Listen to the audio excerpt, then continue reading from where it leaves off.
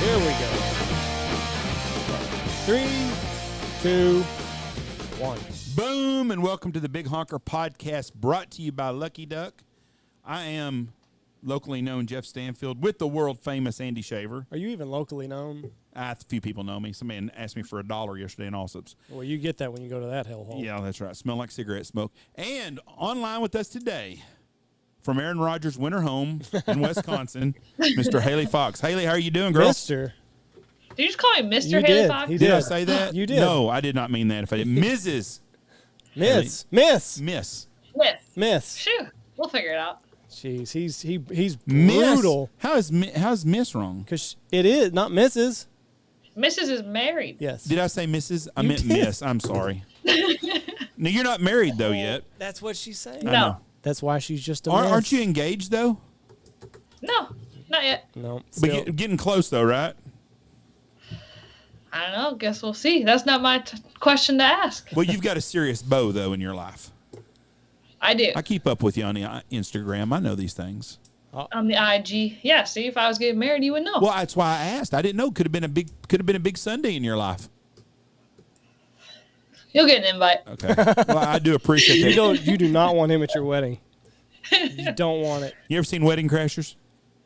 Oh, yeah. You crashed a wedding not Yeah. too long ago. No, it's long. Me and Michelle were at the Chateau on the Lake at Branson. Let me tell you something. Branson is not the place for people. It is an old people place with no casinos there. But anyways, we went to Branson one time, and we stayed at Chateau on the Lake, a very nice place. There's nothing going on, but they had a wedding and a wedding reception. So we went. We had a good time. I'm Facebook friends still with 7 people from that wedding. So I put on a really good representation of West Texas. So are you going to be at Game Fair?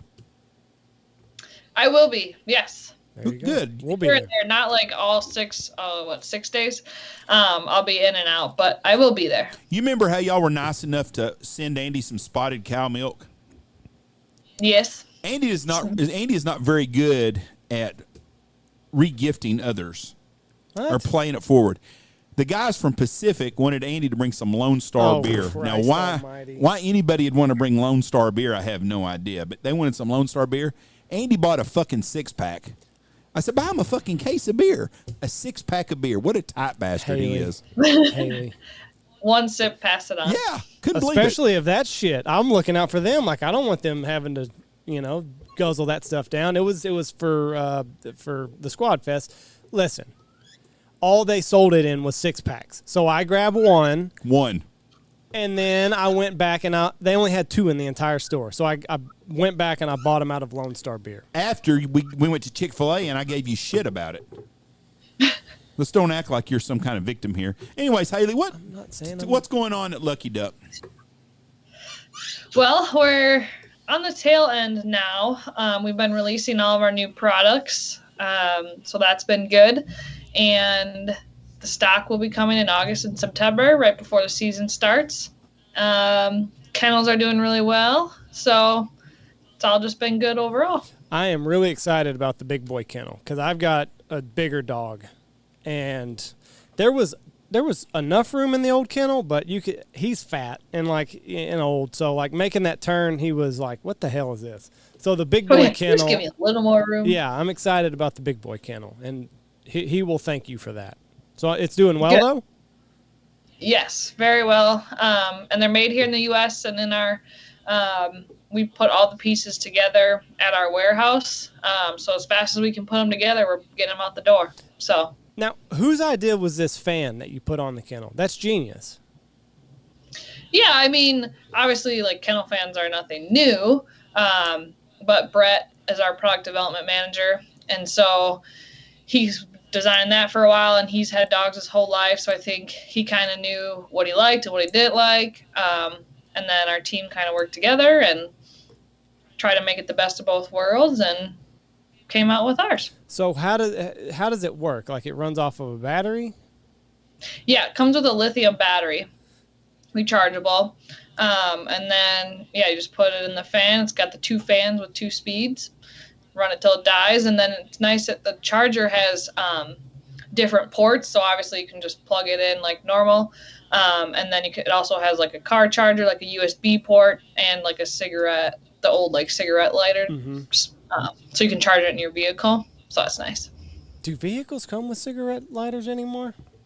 No, but I think some people still have vehicles around that have them. I've not seen one of those things. Like with the I've seen like the round hole, but like the actual push-in cigarette thing. Oh, yeah, you're right. So then what's it technically called? I think it's just a charger now. I don't think Michelle just got a new vehicle last week, and I don't think there's one in it. My pickup has one that's in the back seat. Does it? Mm-hmm. And there might be one. I want to talk to you about, I think that you guys are on the cutting edge of, is the dove decoys. Yes. Dove hunting is becoming a very popular sport in the South. I don't know about everywhere, but I know in the great state of Texas, dove hunting is king. And I see people running dove spreads now. And every year it gets more elaborate and elaborate. I mean, I'm seeing guys now run 4 and 5 dozen decoys. Oh, wow, yeah. It's just crazy. Yeah, I know it's big in Texas. It's starting to get bigger up here in the north, I think, but just, nothing like you guys do. So how many spinners do you think people are running? I seen last year we had a deal, and I can't remember what it was, but I think it was 15 or 16 spinners were one spread. Now, what these guys do, I'm a lazy fella, so I'm going to hunt in the shade. So I'm going to park my truck to where I can sit in the shade and put a lawn chair in front of it where I'm in the shade, and then put the decoys, because dove are not the smartest of birds. You don't have to wear camo and all that shit, but you need the decoys. But you put them spinners in there, and those birds decoy just like they decoy just like teal do. They just do it right in there. And I see more and more spinners. Well, y'all are really big on the spinner game with your dove hunting. And right. Spinners is our area, obviously, and then coming out with the dove was just a matter of getting the right carving. And we already know, all of our magnetic wing attachments are like all the same. So, that's easy, the technology. And then it's obviously a smaller body. So that's why it's 4 AA's, because it's obviously the dove decoy is so small, you're not going to stick a lead acid battery in there. So it's pretty easy on our end. And I tell people all the time, you can go to luckyduck.com. It's $29.99 for a Lucky Duck HD. I don't understand why everybody should have 3 or 4 in their dove spread. And don't even put any other decoys out. Just put them out. That's all you need. And they're light, they're durable, they last. Great decoy. I think for the bang for your buck, it's the best buy for anything that we hunt here. I agree. Yeah, absolutely. So where all did you go this last season? Where all did you get to hunt, and what all did you kill? Yeah, so I went, I'm trying to think of where I started. So Mallard Estates would have been first in Tennessee. Shot some mallards. It was a little, like everyone, everywhere, it was a little slower. When was this? Was this in like October or what? That was I actually didn't really go anywhere until January. Oh, okay. Kept you hidden away. So that was January, and then went down to Honey Break. How was it this year down there? It was also quiet. It was a little slow. We didn't see much. That was in January too. I did that in Mallard Estates almost back to back, and it was just kind of the same thing. Like everyone was seeing the same thing. It was quiet. Like it was. Obviously it's still fun to go and be out there, but it was a little rough. Yep. Bird wise. I know the boys down there had a hard year this year. Everywhere was tough. Yes. Right. Yeah. It was kind of the same story. I'm trying to think. And then, I went to Prairie Wildlife, but that was for upland was that February or March? So that was a blast. That was my first quail hunt. That was fun. Was it wild quail? Yeah. Yeah. What? How'd y'all do that? This all with dogs, I'm assuming. Yep. Yeah. So we had a guide, obviously being there at their lodge, and then the guide was running the dogs, and the dogs would find them, and the guide would help, obviously, spook them up, and Bob they're Whites? fast little suckers. Were they Bob Whites? Or the Blues? Where were you at? In Mississippi. Probably Bob White's. I don't think they have any blues there. Blues more western. It was a Bob White quail. Did you eat any of these little guys? Not while I was there. Oh, they're we didn't do it. We didn't do any fresh ones up. Ooh, they're delicious. Was it a were you at the old fashioned place where they used the mules and the horses and stuff, or was it just you and a guide? No. Not the horses. I know that they have a lot of those back in Georgia and Mississippi where they use the horses and the mules. You gotta be a gentleman. That's the gentleman's hunt. It's just old fashioned type doing it. Someone like seems you, like Andy, it that seems likes like a lot of work to shoot a fucking quail. Andy likes to impress people, so he could wear his ensemble, and that would be right up your alley. I don't think so. That's why the hell would you take a horse and a carriage on a quail hunt? It's just they don't weigh that much. That's the way they. Just to like get out there, just to. It's just part of the deal. It's And kind of then like a fox and a hound hunt. It's just the old fashioned way of doing it. It's a gentleman's hunt. I gotcha. That's the key word, Andy. Gentleman. There's some wacky things going on. So Haley, tell us about the topper for the 2x4 blinds. Oh my goodness! What I wrong? What I do wrong? No, that's the best thing that's coming out. Yes. So those were just released. Obviously, Brett also worked on those. So they're designed specifically for our 2x4 because our blind's actually 10 feet long, and so the two tops, they're like both like 4.25, 4 feet long, and so you can put, if you have the 10-foot section out, you can put two tops on, and so they just hook on. The stand goes on the one side of the blind, and then the top just kind of hangs over top, right? And then once you grass it up, like you grass the blind because it has straps and pockets, and you stubble the top, and then you really just have like this little window that you're looking out if you really grass it nice. Mm-hmm. And so it keeps you covered from the top, obviously, and you're looking out the one side that's open, so when birds are coming in, you can just flip it over, and it just flips shoot, back. and then it's got a little handle, and you can pull it back over top of you. And yeah. I cannot tell you. Have you crane hunted yet? Have you got to do any of that? No, not yet. Oh, they are a pain in the ass. I mean, just the smallest little detail that's out of place, or if you're blind is not just tip top, they'll pick you out, they'll not come in, and it's a nightmare from then on. The top is just, it's going to be a game changer for crane hunting. Because that would be sweet. Yeah. When should we expect these to be shipped? Have y'all got them in stock yet? They're coming in August. In August. So people that order them should be expecting September deliveries on them. Yeah, about. Is the Chinese deal made it a lot harder, everybody, right now, getting stuff here? Yeah.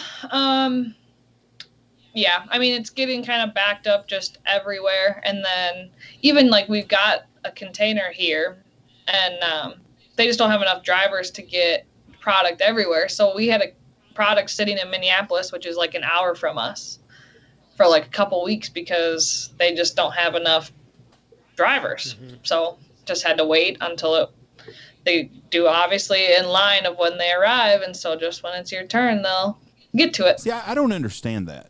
I don't understand why we got a shortage of drivers all of a sudden. Because they're getting paid to stay home. Drivers no one's working. But drivers make more money than $15 an hour. But that's the thing. You don't have to go to work, and you're going to get something. It shocks me that we have that many Americans that are staying home. It really does, especially truck drivers and stuff. I see people not wanting to work at McDonald's and stuff, but the transit deals, the guys making $100,000 a year, I can't believe that them guys are staying home. And I think the Long Beach shipyard is down to a skeleton crew also. What bothers me, I just saw this last weekend. I was going to a few stores, and a mom and her kids or whatever were sitting outside one of the stores with a sign that says, like, help me, lost my job, blah, blah, blah. But the store she was standing outside, on the door, it says that they're hiring.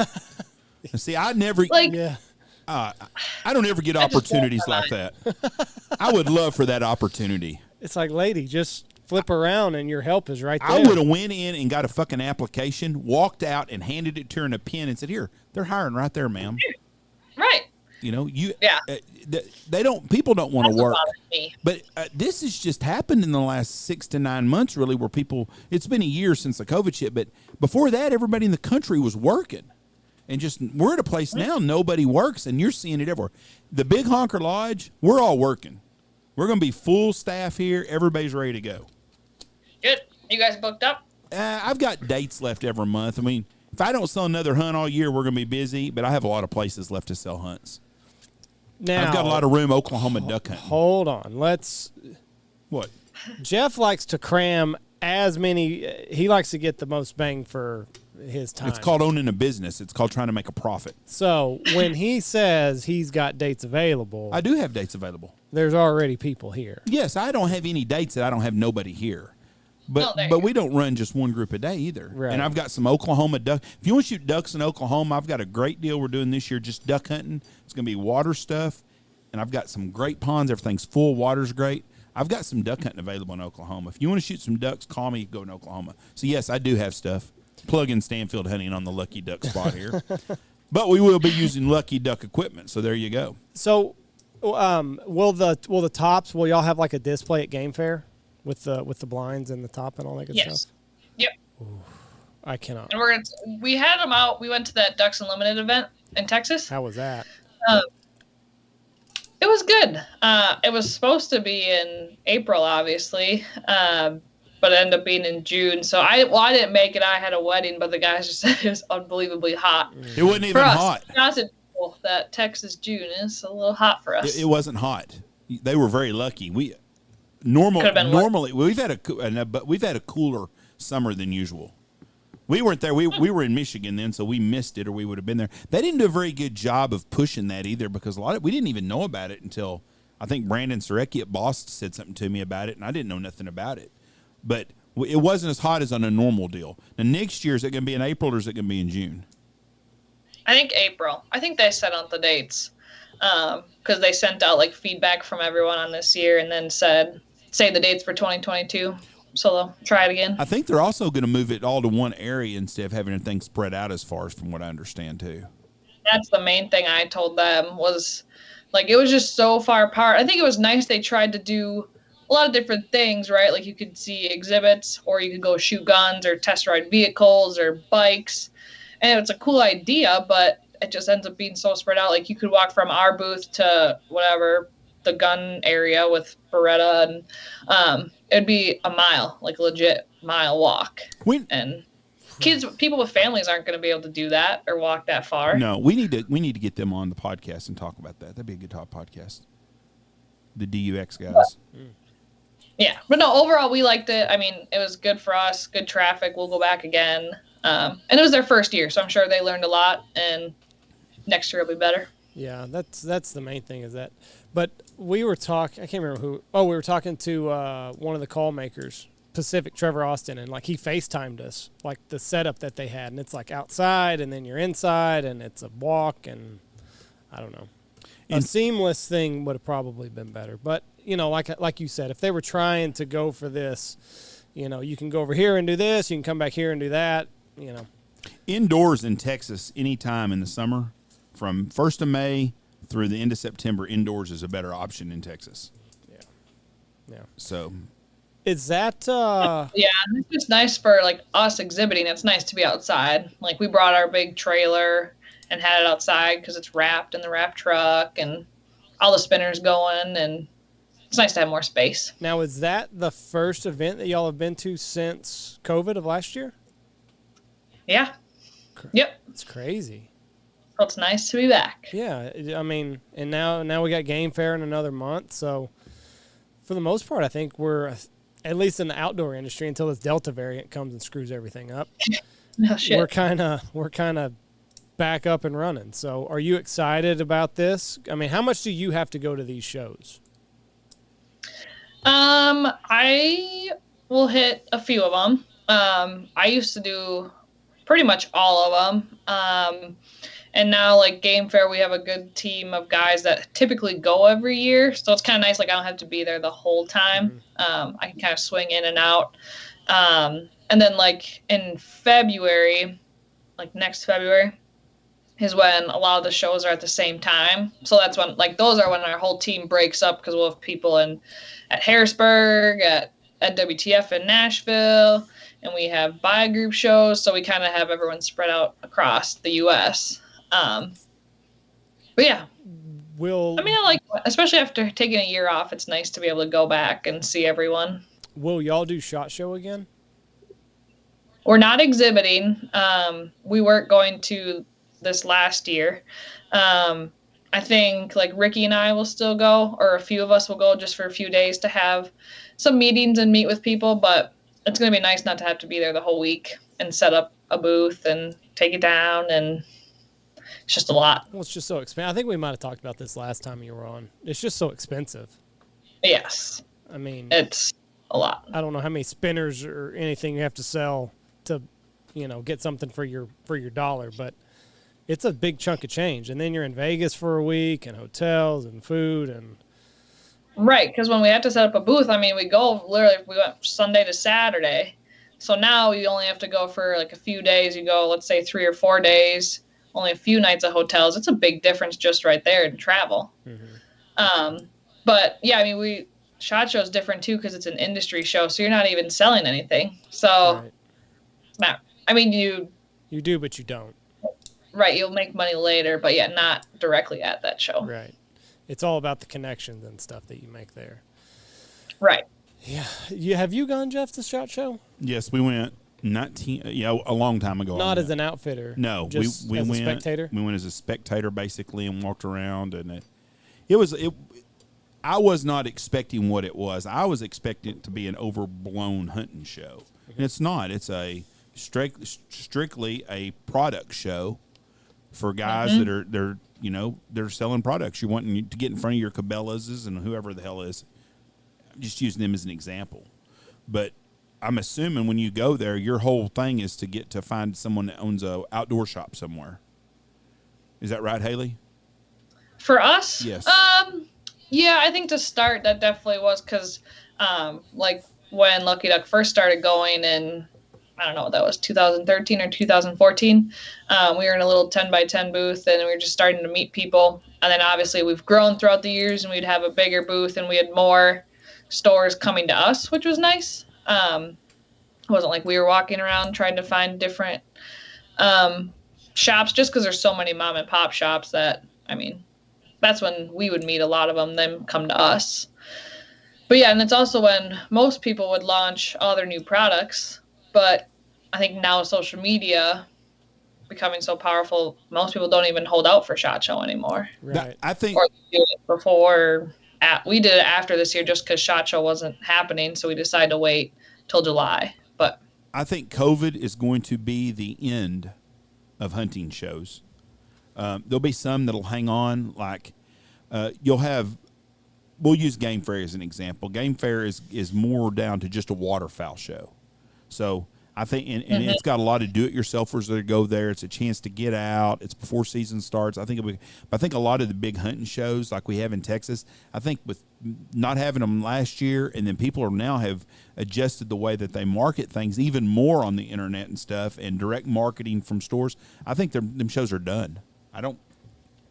I think, well, consumer shows I think will stick around, like Game Fair, right, where consumers can come in and buy product. Right.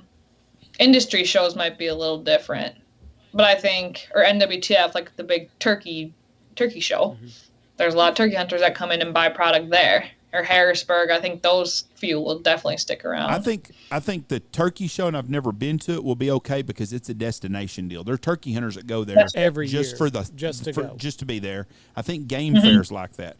Harrisburg, I think, is going to be in trouble because Harrisburg had a lot of people that would go there to buy hunts and stuff. I think 5 years from down the road, there's going to be a handful of hunting shows that are still be there. And Harrisburg might survive. But a lot of them shows are going to be in big trouble because the outfitter, the guys like me don't go to those anymore. There's no sense in it. It's a waste of money. But they still have, like, because we went for our first time, and I was surprised actually because I was like a whole week long, like, how can they keep it busy that long? And I was like so surprised that like every day during the week, like there was still traffic all day, every day. And we sold a lot of product. And I think it's nice that I like that they set up the different exhibit halls. Like, so we were around all similar products, I guess, or calls or decoys, and the outfitters are in a different hall. So if you want to book a hunt, obviously they're kind of over there, but everyone who wants to buy product or like the dog stuff was all in one place, which is kind of nice. I hope for their sake they do, but I just don't, because I've seen it, and there's less and less outfitters going, and so people that are going there don't want to buy beef jerky. They don't want, and that's what, and get their glasses cleaned and shit like that, and give a chance to buy a timeshare in Branson. And there's getting to be more and more of them exhibitors and less of guys selling hunts and product related stuff. And unless that changes, I think you're going to lose the dynamics of the customer. And I may be wrong on this, but the Texas shows are struggling big time. And last year being off probably was there's one big show that they have 3 big shows here in Houston, Fort Worth, San Antonio, and I'll be shocked if they're here in 3 years. What do you think, Andy? Well, I see what Haley's saying, and I think the big boys like SHOT Show obviously be around just because of what they bring. Harrisburg, I think, will survive just because there's so many people that go. Game Fair, obviously, the Turkey Show will survive, but the big show in Texas is Texas Trophy Hunters. I don't think that they end, because the last year that we went, it was cinnamon nuts and beef jerky and like shitty apparel. Yeah, that's what I was gonna say. So like that, they're gonna have to do something big. And like Jeff said, a lot of these companies like us figured out, well, we weren't gonna go back anyway, but a lot of outfitters figured out, hey, I can spend that money on social media and get more for my dollar that way. So things are just changing. Social media is changing so much, and a lot of these places are going to have to stay ahead of the curve if they want to survive. The funny thing is, when you talk to the marketing people from these things, I'm dealing with someone that's a younger person than me, which is about everything's that way anymore. But I'm dealing with someone in their mid-20s that graduated from college with a marketing degree, and they work for these companies. And I'm like, the last year we went, we got a booth for free. They gave it to us. I wasn't going to come back, and they gave it to us. And I told them, I said, listen, you need to find about 10 or 20 outfitters in Texas and give them a booth, because that's going to draw more people in, because they're not coming anyways. So give them an enticement to come. But they try to tell me, well, we have more people here than we've ever had. I've been doing the show for 30 years. I remember when it was bumper to bumper to walking through the doors. I remember, it would be 50 to 70,000 people come through in 3 days. I know what it looks like when you bring 5,000 people through in 3 days now. Don't tell me that it's as busy as it was before, and that, we sold all of our booths out. The booths, there's wide rooms to walk now. I mean, there's not 50 to 60% of the exhibitors they used to have, but the quality of the exhibitors have went way down. It's a farm and garden show now, and that you just see a big difference nowadays because of the internet. Yeah, I would agree with that.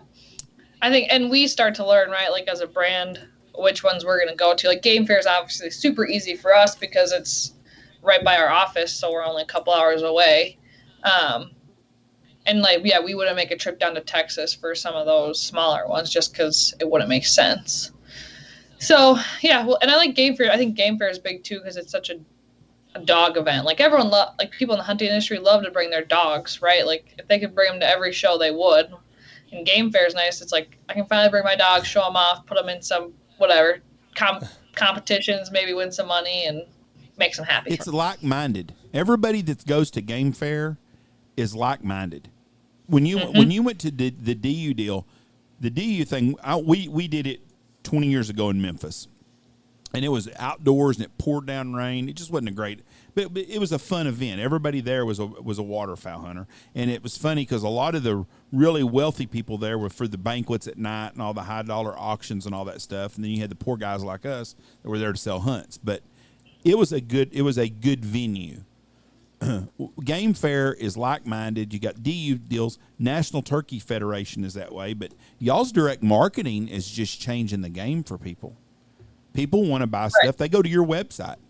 If I'm wanting to buy something in the waterfowl industry, and the waterfowl more than anything, I don't go look at Cabela's or Bass Pro or Max Prairie Wings. I go straight to the person that makes the product. And I think that has changed so much. And I don't know how long that how long y'all have been doing direct marketing as opposed to selling otherwise, but is it safe to say that y'all sell more stuff direct marketing than you do to other stores? Actually, no, we still sell more to retailers. That surprises me. And that's our main push. And we obviously still have product on our website, and we sell on our website, and we love when people buy direct. But, I mean, our retailers are still buying big stock, and so they're buying our product and taking a risk with us. And so we try and support them and push product and people that way. So our relationships are still really good. I would have lost that bet. I would have too. That's got to be a hard deal for y'all to kind of balance that, because you don't want to cut off your supplier. I mean, your people that are selling to you that way, but you also have a lot of direct sales, because a long time ago you couldn't buy direct from a company. You had to go through, companies didn't want to compete against Cabela's or Bass Pro Shops if they were selling their product. Well, I think so. We continue to do more exclusives. So like, Cabela's has the HD with remote, right? So we don't sell that on our website for that reason, right? Okay, well, that's Cabela's exclusive. If you want that, go there. Or whatever. Rogers has the Lucky Pair, a hen and a drake with remotes and a bag. So that kind of helps too, where those certain items you can't get directly from us. So kind of gives people an incentive to buy from retailers too. Yeah. It's got to be such a tricky balance to strike, because and then you get into this weird thing where you've got, competing brands like Cabela's and a Rogers, and it's like, well, what the hell do we give them to keep them happy, and what do we got to give them to keep them happy? So there's a lot more going on behind the scenes for you people than what the average consumer would probably think. Yes. And luckily Ricky does that great. He's our sales manager, and he takes care of that. So I don't have to worry about it personally. So you still do the social media, don't you? That's your baby? That's my baby. Yep. Social media are like print ads, email marketing, trade shows, all that kind of thing. Well, I'm going to let you buy me a beer in Anoka, Minnesota. Look at Jeff just Spotted cow getting and some cheese curds. Are they going to have it? Do they have spotted cow there? Yeah, it's. Oh shit! I keep forgetting it's Minnesota. Oh, yeah. We'll bring some. They don't have spotted cow in Minnesota? Nope, only Wisconsin. But we usually bring some anyways. To game fair. We can go down to southern Minnesota and you can drink some Muslim beer or something, Andy. They probably got some special shit over there in Somalia town. What is that? That's where all the never mind. It don't matter. Somalia. That's where all the shit comes from. All the bad people in Minneapolis living in 3 neighborhoods. I feel like you're being ugly. I am being ugly, but I'm being honest. Hey, so this is not waterfowl related, but is Rogers coming back? What do you mean? Is he playing for the Packers this year? Oh, Rogers. Aaron. Yeah, I'm sorry. Aaron. Yeah, we were talking about that's a good question. I think so. You think so? I think the media's throwing a few things out of proportion, or they'll take like one thing he said and skew it. So I think he'll for sure play. I don't know what the rest of the stuff's going on between all them and the GM and whatnot, but he'll be there. Mark Murphy's in a tough bind there. I was listening to 10 minutes of talk radio between the house and the office this morning, and it was all about that. And they acted like he's going to be at training camp. Yeah. They acted like that. Their big thing was, do you think that Jordan Love will get some reps during training camp, or will Rodgers even mess with getting them? Because they said Rodgers don't need reps. Yeah. And so they acted like he was going to be there. Well, what made me feel good about it is I guess he said that this summer was all about his mental health. He got away. He checked out, went to Montana or wherever the hell he went. And I think he's going to be there. I think he's going to be fresh because training camp starts for them like next week. Yeah, the Cowboys and the Steelers report today. Yeah, I was talking to James. I listened to, what's the NASCAR chick that he was dating for a while? Danica Patrick. That guy's got to be batshit crazy to date her. Why? She's a freaking weirdo. Oh. Of all the hot women in the country, she's not even good looking either. I mean, so you're listening to something that she was on? Is that what you said? My wife was watching the Food Network the other day, and Trish Yearwood, that husband stealing wife that's married to Garth Brooks, has a cooking show on, and my wife loves that show. And she was watching it, and Danica Patrick was on there, and she was cooking some shit.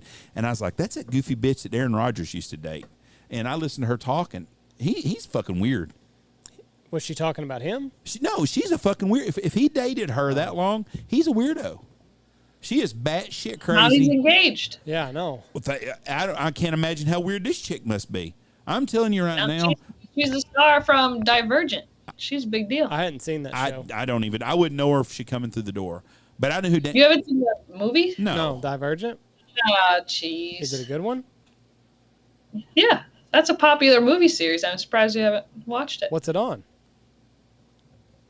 HBO? Oh, that's a good. Well, I watched it before. I mean, it was out before all the streaming stuff was crazy big. It's probably on Amazon Prime, I'd assume. I have Amazon Prime. I haven't watched nothing. DVDs, old school. You're what now? I have them on DVDs, old school. That you is can't old even buy a school. fucking DVD nowadays. So, Right? so No one buys DVDs. So she's an old time. How old is she? An older lady then? I think she's 30 something. So is she hot though? See, Danica Patrick's not hot. She's pretty. Well, so I saw a thing that said she didn't even. I think it helps. Like she didn't even know who Aaron Rodgers was. So like they met and she like didn't know he was a quarterback or anything. She probably thought. So I think she liked that. She likes him for him. Well, that She $100 probably- million or whatever he's gotten probably. Well, she was probably like, "That's that goofy bastard that dated Danica Patrick." Because that's what I would think. I mean, that's all that anybody's talked about all summer long is Rodgers going to come back? And you being where you are, I figured you'd be the person that would know. I think he is. I mean, even up here, I just see so many random articles just about everything, right? Like he's getting traded, he's coming back, he's mad, I don't know. I don't know what to believe, but I think it's getting a little blown out of proportion because they don't know what else to talk about. That is true. He is the luckiest man in the NFL because I don't know why anybody would want to live in a big city. Green Bay is a perfect place to play pro football. It's a big enough town. You have everything you need, but it's small enough to have a small town feel to it. The people are great. You're the only game for 1,000 fucking miles from there. I mean, it's the perfect place to be, and he didn't appreciate any of that, but they didn't appreciate him, and they didn't help his ass the last couple of years, so I see where he's frustrated. But I can't think of anybody that's NFL free agent that don't have a chance to go somewhere that wouldn't want to raise their family there. I really can't. I wouldn't want to live in Miami. I wouldn't want to live in New York, Detroit. Yeah, you're saying that as a 53-year-old man. That's exactly right. You're not coming as a 23-year-old millionaire. No, a 23-year-old. But those guys on those second contracts that are 28 years old that have kids and a family, that would be good. And the other place I would have wanted to go before. Nobody wants to play in the cold.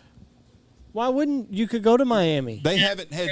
Well, that's too hot. Yeah. Well, Green Bay hasn't had a problem getting free agents to go there. And the other place would have been before the last 18 months would have been Minnesota. Those would have been the two places that I would have picked if I was the NFL to play at. Or Buffalo. Buffalo would have been one too. Have you been paying attention to the NBA Finals any? Oh yeah. We never talk about the NBA on here. This is a first. I know. I never really watch basketball, but it's cool. Like obviously it's our state, and so it's Milwaukee, and I've been watching through the playoffs and the finals now, and it's fun. Obviously it's our hometown team, so gotta cheer them on. Are y'all up right now or down? They're up 3-2. Oh. Are you watching? Are you watching now? No. Okay, Andy, I was fixing to say. I just saw the highlights because I've kept up with it. Who wins? Yeah, I want to see who wins, and I know that they were down 2-0 at the beginning of the series. The highlight has been the NFL lineman drinking the beer. Bakhtiari? Yeah, Bakhtiari. And his dad drank a beer with him. That's all I've seen. I saw the beer drinking, chugging. That's going in. Have you gone to any of the basketball games or no? No. No, not feeling it. Because you go to Lambeau sometimes, don't you? Yeah, I like football better. Does Milwaukee doesn't have a hockey team, do they? Not NHL. I wonder why. We have the Milwaukee Admirals, which is an amateur team, but not NHL. I don't know why. Well, first of all, if they get an NHL team, they need to change the name from the fucking Admirals to something a little bit more Wisconsin-y. And that's not it. Yeah. Yeah, I don't know. That's a cheesy name. Minnesota does and Michigan does, like right next to us. So, I don't know. So, what did you get to go turkey hunting any this spring? I did. I went here in Wisconsin.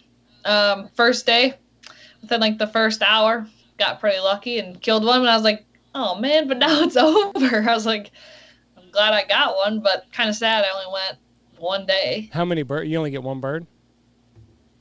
Yeah, well, you can buy more tags. I just did it. It was getting late here. Everything got pushed back a week. Mm-hmm. And so I got week 1. But then the only other ones that were open, I think, were like 4 and 5. And like our latest season, I think week 6, like went into June this year. Oh, Jesus. So, yeah. So it was kind of a weird year. So I just stuck with week 1. But next spring, I'm going to try and do some more. Why did everything get pushed back? I'm not exactly sure. I heard that it was because of like the youth hunt. Oh. They wanted the kids to have a better chance at getting some, which I don't know. I don't know if they were really struggling to get it because it was too early. And sometimes it's snowing for us still. So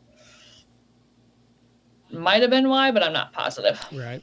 Where all do you know where you're going to get to go this hunting season, or is that kind of something that gets decided last minute, your hunting trips? We've started planning some. I don't know exactly where I'm going yet. It is a little more last minute.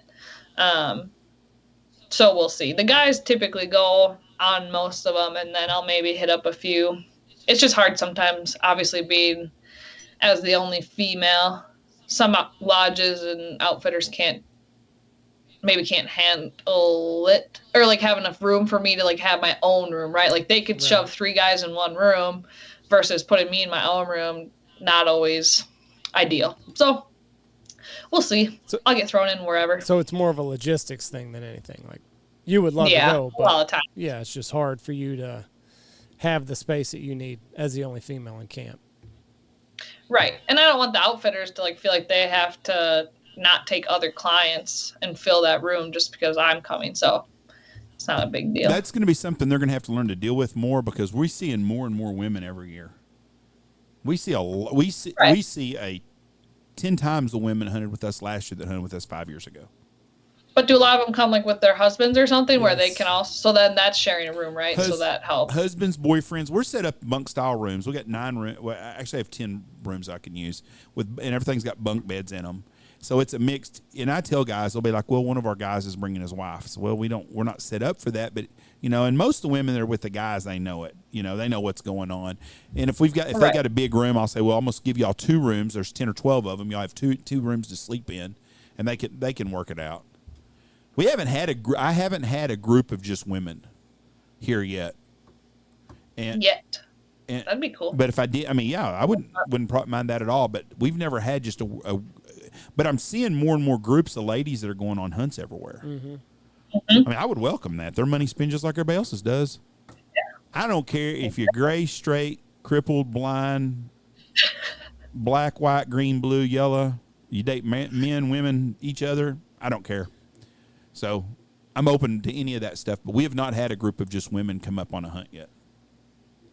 But Instagram too. So like, are they doing it to get away, or are they trying to be, Are you going to be sexist here, Andy? No, I'm not at all. I am saying that a lot of huntresses that you see on Instagram are not doing it for their love of the outdoors. There's a lot of them chicks getting rich because they got their boobs hanging out.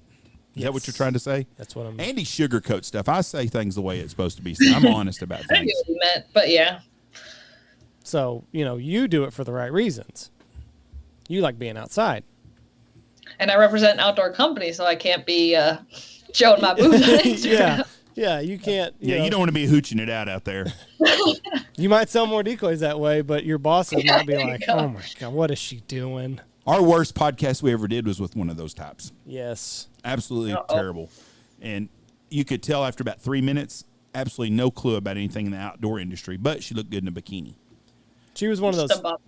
She was one of those Fisher Instagram chicks. Oh yeah. Has 500,000 followers and probably makes. Fishing is worse than hunting. Oh, 100%. Oh yeah. It's hard to be in a deer blind with your titties hanging out. On a boat, it's pretty easy. Yeah. Call for that. Yeah, it's pretty it does not look out of place when you're holding a big fish and you're wearing that attire. Now, if you're holding up a big, strap of ducks or geese, you look like you're faking it if you got your boobs out.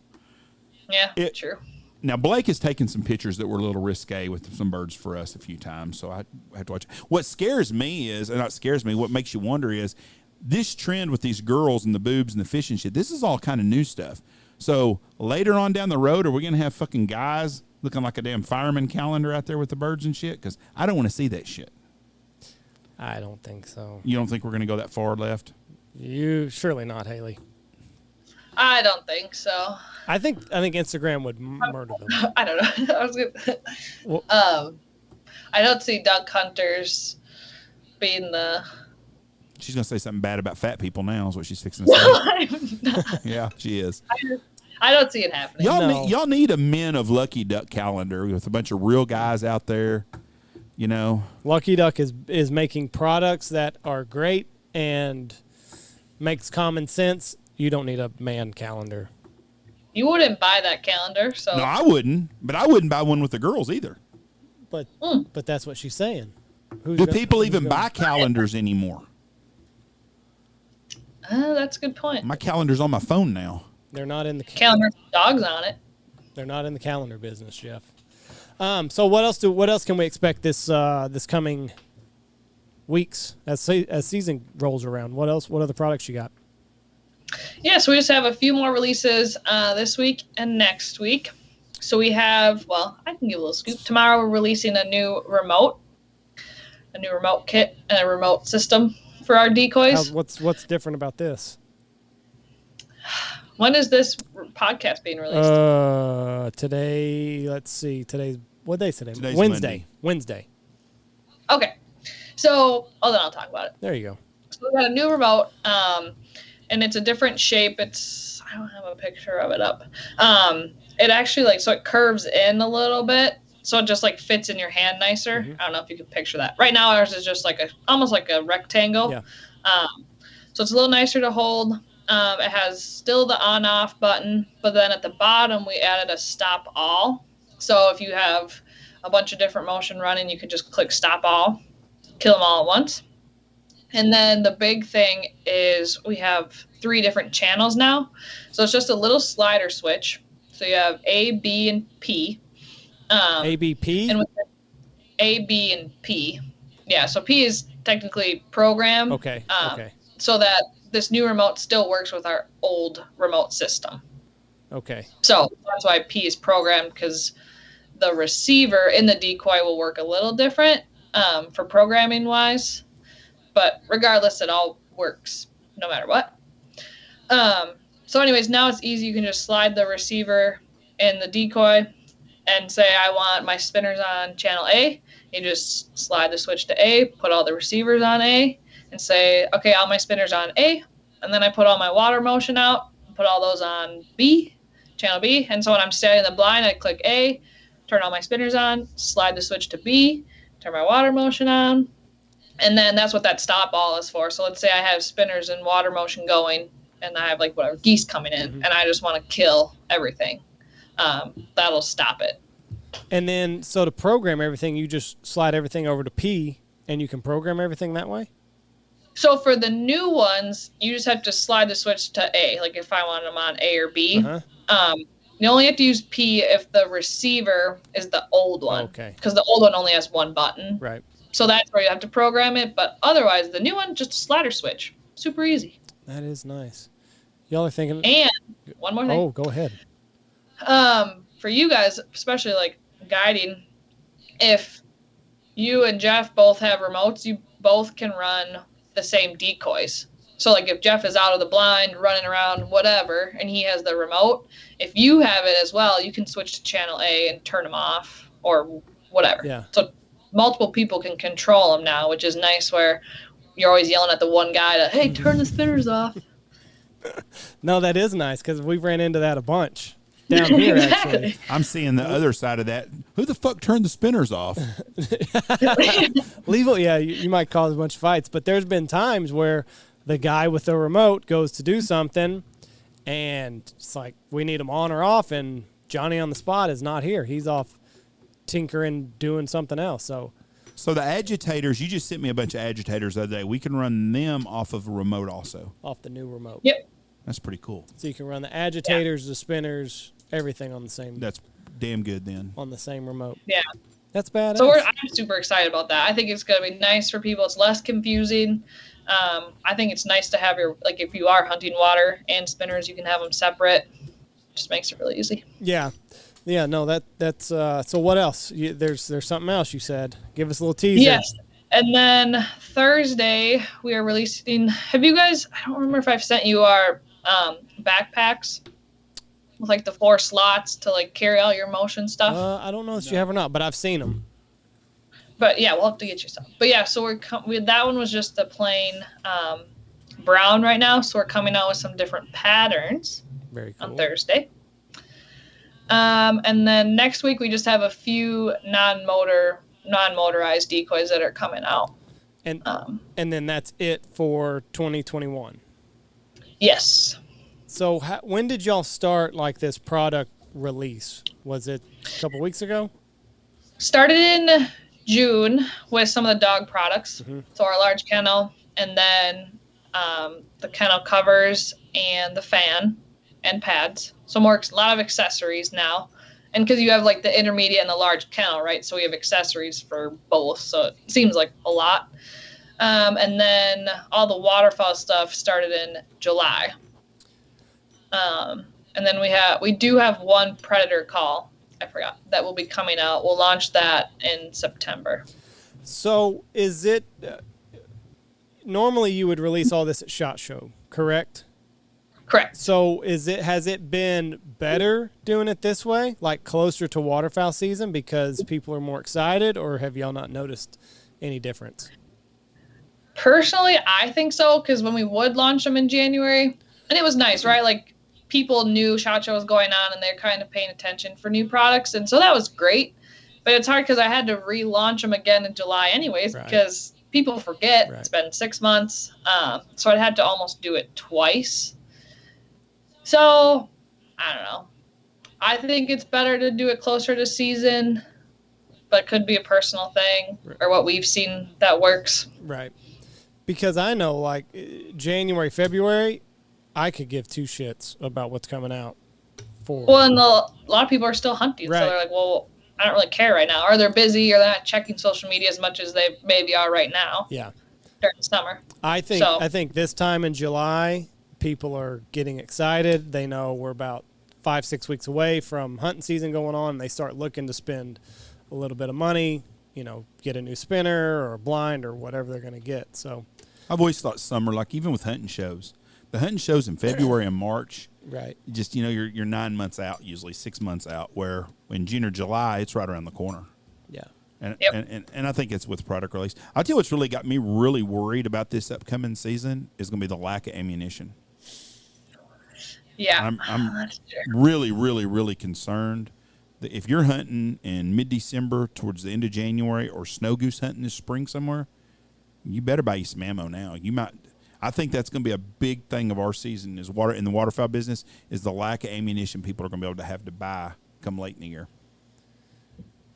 And especially with like snow goose hunting, because you run through so many shotgun shells. Like that's not something, you could go out on a hunt with a duck hunt or whatever with boxed shells and be okay. Like you need cases to go after snow goose hunting. I think that's going to be the biggest storyline of 2021 waterfowl season. It's going to be weather first, whatever happens with the weather, if we have winter or not winter, because you never know. And then going to be the second, the lack of ammunition. I think towards the end of the year, there's going to be a lot of people with hunts booked, but nothing to shoot at them. Yeah. I agree with that. It could happen. All right, so I'm going to put you on the hot seat. 2022, do we have any idea what we're looking at for that? We have a few things in the works only because we were working on them and possibly going to do 2021, and we decided to wait. Mm-hmm. But I can't really give any of it away yet. Goose, duck, blind, just give us something like that. What's it? As far as I know so far would be duck, turkey, maybe some dog stuff. But I'm not 100% on all of it yet. Very nice. So when will you know, like, something, when does that decision get made on what the line for 2022 is going to be? Well, typically we do have a decent idea because Brett's working on it now, and then he tries to get samples in. Obviously, if it's a waterfowl product, we want it now-ish, August, September, and then we try to test it out, obviously, during the fall on selective hunts where we're around selective people. And then all goes well, it's ready to launch 2022, and then we already have, obviously, content of it. So that's typically our game plan. So all the stuff that we see on social media, that came from hunts that you guys were on with a select group of people that aren't going to blab about it, as soon as you For do new the hunt. products? Yes. Yeah. Yeah. Yeah. And Brett, who I keep talking about, Brett Ayers, even though he's our product development manager, he's also a very good photographer. So a lot of times, obviously, he's getting the samples, and then he'll go out and take pictures and have that ready for the launch, which is really nice. And they're selective, right? Then he knows exactly what we need. Like, it's more product focus. A lot of them, I'm not concerned about ducks coming in because you're just like worried about launching the product. So that's good to be in a contained area. Have y'all ever had a product that got released before y'all were ready for it? Like somebody blabbed about it or anything like that? No. So some people, we did use, like our kennel covers that came out and Optifade. I wouldn't say they were blabbed. I'd say they were teased a little bit. Like they kind of were. There's a picture out there. You could see it. And it kind of generated a little buzz and some questions, and we just didn't really say either way until we launched them. So a few teasers here and there aren't bad, especially for that product. Certain ones we would be more careful about it getting teased, but like the kennel covers where we technically already had them, and this was just a different pattern, it was all right for a little teaser to go out. So with like different products like a motion decoy or spinner or something like that, are you worried about it releasing too early because somebody else might copy it, or why would you want to keep it under such tight a lid? Just to kind of, I guess we're not worried about other people necessarily coming out with certain things. I guess more so just to keep it on the wraps and just have that more of a launch effect, like the information's coming from us, right, like as our brand, instead of it somehow maybe getting out and not having the correct information. So if we start the conversation first with all the correct information, then it can go from there. Yeah, if that makes sense. That makes a lot of sense. So whenever you're making a social media post like this, like, do you have like all the specs in front of you that you have to put with that post? So like I saw the agitator or whatever, you've got everything that it does. Do they send that over to you and that's how you have to type it out, or how do you go about or the new goose chair that you got? So it starts back. So I make our catalog. So really it started, which I make in whatever. I would have made 2021 in November, December of 2020 and started it at least. And so I knew the products that were coming. And so I get like the specs and the features from Brett and our team, and we work together on finalizing the description and the features list. But typically I write all of those and then run it by the team. So I do that in the catalog, and then obviously I have to add the products to the website. So I already have the description and those features listed.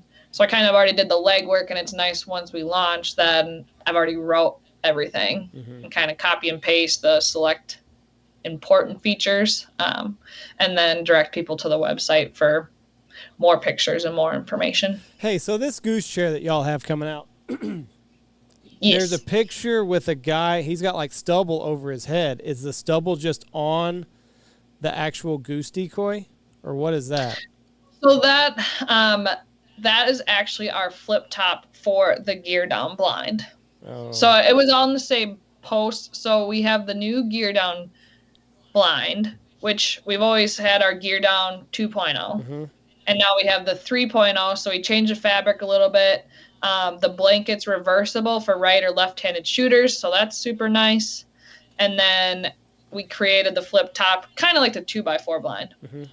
It's just brown, and it has like a mesh over the front, so you can still see, obviously, with double straps. And so that's separate from the Goose. I should have read a little bit more because it says flip top sold separately. Oh, that's all right. So it's all in the details, Andy. All in the details. I screwed it up again. Y'all, how many, is there like a number that you try to hit? Like we want to have 6 new products this year. Not really. I mean, this year was a lot compared to what we normally do. So I think it just kind of depends on the year and what we're going to do. I don't make that decision, but I know there's not like an exact, like, okay, we need to have 4, we need to have 10. Just kind of depends what's going on. Because this is a big year for y'all. Kennels, this was a lot this year. And I mean, like, so we obviously have some killer new products. Like the flip tops are more of an accessory. We already had the blind. Improvements to other products or like extending the line. Like we already had our agitator, and now we have the hen and the Goose. So just kind of giving people more options. Yeah. Flip top's going to be big. Oh, I'm so excited for it because I cannot tell you how many times the tops end up, it's just, you do it 7 days a week like we do, and you got guys, you have the blinds, they're just immaculate. And then you got that guy that just, you're just like, son of a bitch, I spent forever perfecting that, and you just ruined it. You just broke all the tops. Have nice things. That's right. We can't have nice things in here because you eager beaver and you're chewing the tops off my blinds. And just leave shit alone. So having this flip top, it's going to change the way we do things. I'm very, very excited about it. Hunting season is here. It's here for us. We are ready, and we are ready. We appreciate you being on here with us. And we'll see you up at Game Fair. There you go. I'll bring some spotted cow. That'll be good. Well, Haley, we appreciate you coming on, and good luck with all the new launches coming out. We look forward to seeing it on Instagram in the coming days and weeks, and we'll see you all in about a month. And good luck with that puppy. Yeah. Thanks for having me. You bet. Thank you, Always ma'am. A pleasure. God bless you and have a great week. Bye. You too. Bye. Beat it. Haley Fochs with Lucky Duck. Great company. They have a lot of new products out this year. So the flip top's the most thing you're excited about? Yeah, because I'm to the point in my distinguished career, I don't really fuck with duck hunting anymore. You got some duck hunts opening weekend, so. Well, I mean, when duck hunting is the only thing to do, yes. But once goose season rolls around and... Right. I like the idea of the agitator and the spinners running off the same remote. I think that's a pretty good idea. Yes. It's a really good idea. And we, for whatever reason, always seem to have that calm day in the agitator. We'll work a lot. Stir up a little bit of that, put some spinners out, and but yeah, Jeff, that duck hunting shit, it's beneath me. Well, but those flip tops, have you seen pictures of them? Mm-hmm. Yeah, they send me stuff all the time on it. They ask me my opinion and stuff. They didn't ask you yours? Jeff, they don't ask you Andy, shit. You're just not important. They don't ask you shit. All right. But Mr. Crane, yep, you are screwed. You're a screwed pooch this year because that flip top's going to be good. I'm excited. I'm excited. Let's get off here. Thank y'all so much. God bless y'all. Have a great week. Check out every one of our great sponsors. Go check out Lucky Duck. If you've got a dog, they've got a kennel. If you hunt hedgerows or whatever, they got A-frames, spinners, all sorts of stuff. Check them out. Lucky Duck. Dirty Duck Coffee, Boss Shot Shells, Dive Bomb Industries, Pacific Calls, Shin Gear Waders. They killed it with their waders. Looking Glass Duck Club, Gun Dog Outdoors, Goose Creek Retrievers, Bangtail Whiskey, Eyesight Drone Service, and Stanfield Hunting Outfitters.